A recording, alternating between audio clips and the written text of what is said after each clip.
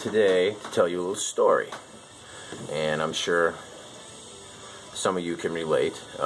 It's about getting rid of guitars you had when you were a kid that you kicked yourself in the ass years later for getting rid of. I have one of those. I grew up with a single parent. My mom and I didn't have a lot of money, but she saved up, and we ordered a EDS1275 from Gibson back in 1986. I was a budding young rock star, and she was my #1 fan, and she wanted to do what she could.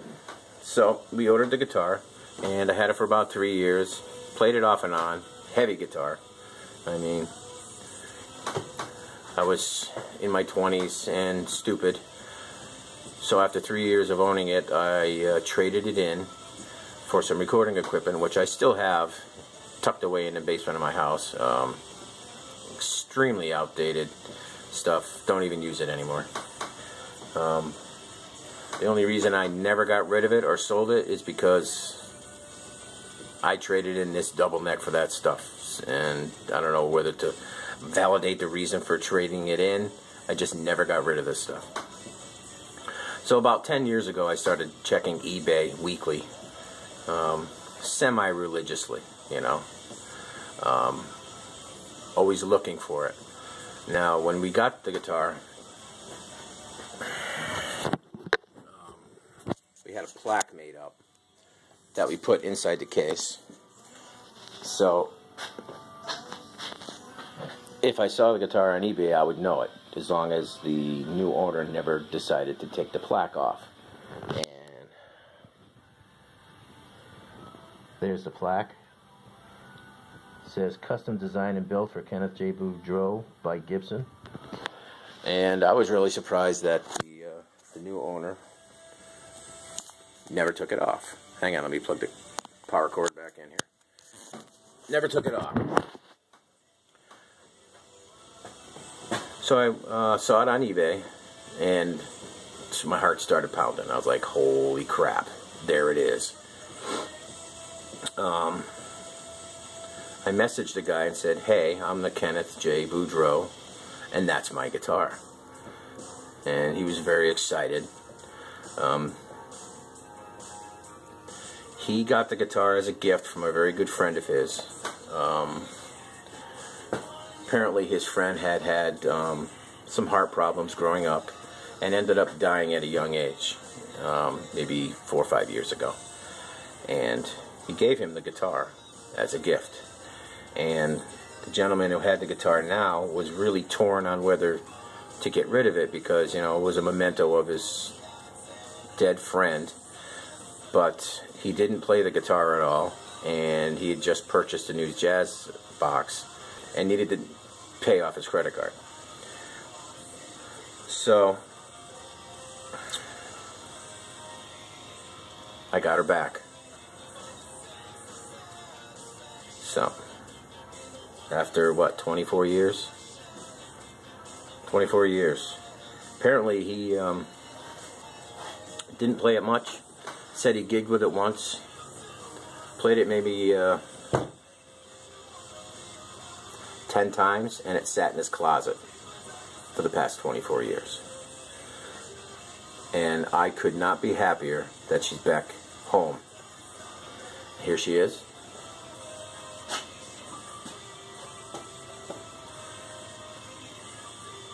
Very same guitar we ordered from Gibson 27 years ago. Back in my hands again. Now, this never happens. I mean, I've looked for guitars that I've gotten rid of before, and you know, if you've looked, you never find them. You don't know what happens to them. I'm happy I found this one again. We're looking at the greatest gift that was ever given to me by my mom, by anyone other than my kids.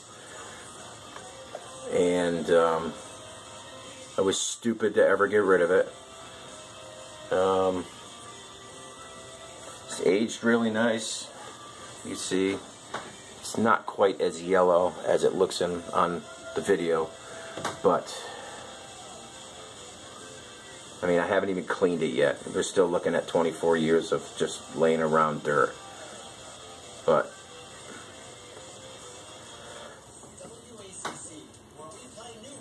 pretty much dead nuts mint. The only real scuff on it is that right there. And my strap did that when I owned it the first time. Hard to believe that this thing actually creamed up the way it did. The white turned beautiful cream color. Just sitting in a case. Not even with sunlight. Beautiful.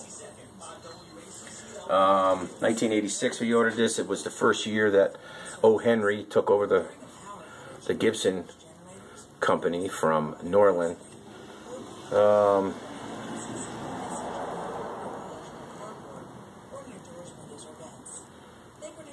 So I guess you could still call it a Norlin.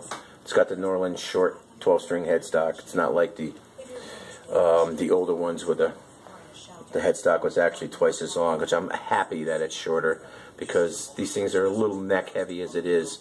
I mean, add another 5 inches of a headstock and it'd be even worse.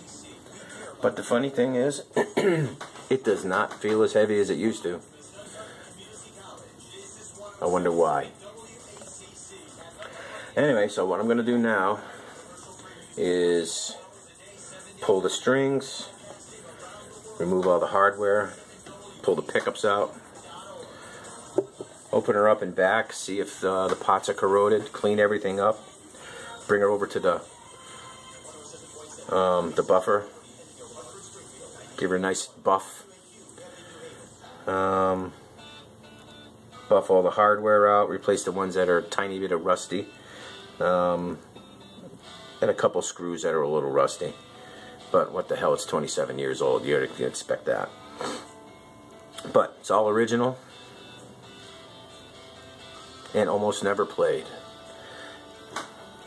And I could not be happier to have her home.